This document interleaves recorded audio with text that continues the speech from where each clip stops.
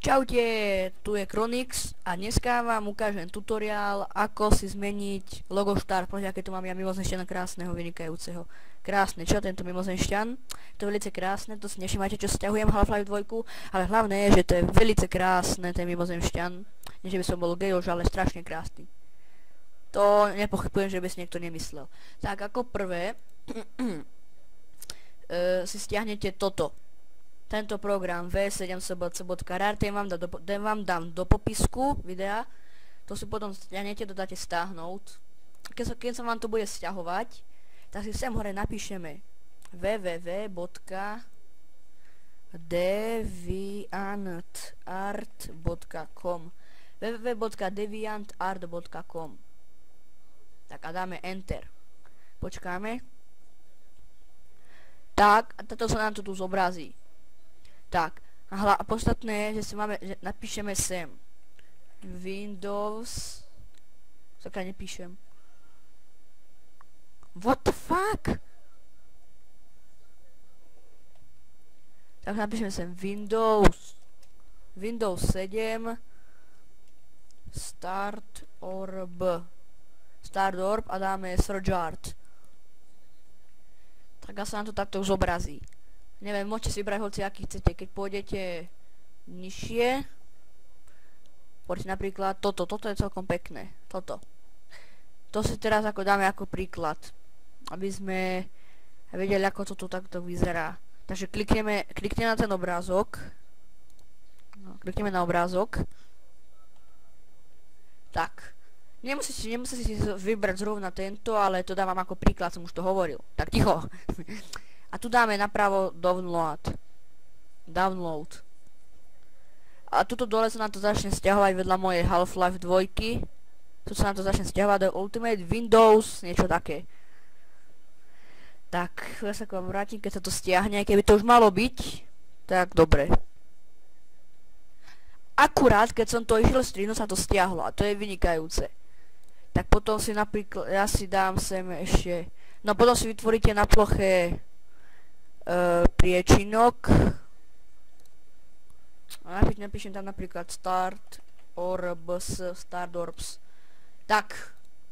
A teraz ten program, čo sa vám tu stiahoval, tento, čo sa vám tu stiahoval, no ten si tiež dajte do nejakého priečinku. Ja ho mám, kde ho mám? Tuto ho mám, tuto v tomtom. Tak, dáme si napríklad do priečinku, si to dáme. Tak, do priečinku. Tak sa vám to zobrazí bez tohto horného. Toto spodne tam budete mať. Kliknite na to pravým a dáte extract here alebo rozbaliť sem. Tak, potom to sa vám sem dá. Tak, to si minimalizujme. Dáme počítač. Aj načítaj sa ty krám jeden. A dáme prevzaté súbory. Tak a to, čo sa nám tu stiahlo, tie kurzory, počkaj, ako sa to volalo? The Ultimate, takže dáme T-čko, nech to nájde. T-čko, tu je to, The Ultimate Windows Startorp. Klikneme na to dvakrát, otvoríme to. Ty krám, ty šmej, daj ťa asi vyhodím cez okno, ty hajzlík. Ty sa sran. Tak sa nám to dá. Klikneme na to dvakrát. Tak potom dáme extract to. A tu klikneme na pracovná plocha, dáme OK. Teraz sa nám to dodá na pracovnú plochu sem niekde. Počkaj, kde sa to dalo? Kde sa to dalo, kurník čopa? Nevadí, ale na ploche to aj budeme.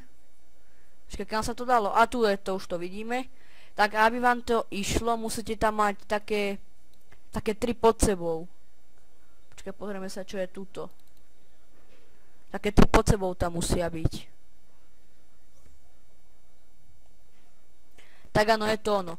Tak, napríklad volá sa to, neviem, Warbounce XI. Tak a to, čo sme si tu minimalizovali, ten program TV7SBC alebo niečo, čo to je, tak klikneme zase na to dvakrát, otvoríme. A aby nám to fungovalo, tak to spustíme ako správca. Tak klikneme na to pravým tlačidlom a dáme spustiť ako správca. Ty krám, šmeď zasraný, načítaj sa už. Vyhodím ťa cez okno. Tak, Ja už to mám toho mimozemšťana. Ale vám sa to zobrazí inak, vy tu budete mať také obyčajné, takéto tu budete mať takéto. No keď si to chcete zmeniť, tak kliknete na toto prvé horné. Tak. A to horné. Toto je taký šmej tento. No, tu je moja pracovná plocha, tam sa nám to dalo. A teraz si to nájdeme. Ako sa to volalo. A tu je to. Toto workbox, čo sme si povedali. A dáme otvoriť. Potom chvíľku počkáte a máte to. Potom tu budete mať jedno z tých, budete mať toto. Počkať, budete mať to, buď to prvé, druhé alebo tretie, ale to je vlastne jedno, sú to vlastne také isté. Neviem, koľko budete mať z toho, ale no budete mať zmenené, takže dáte potom iba otvoriť a hotovo. Chvíľku počkáte a máte to zmenené. Nemusíte ani reštartovať počítať, proste nič a máte to. Tak a ďakujem, že ste si toto pozreli, toto video. Dúfam, že sa vám to ľúbilo a dúfam, že som vám pomohol a ja verím, že vám to pôjde. Takže s pozdravom, Kronix.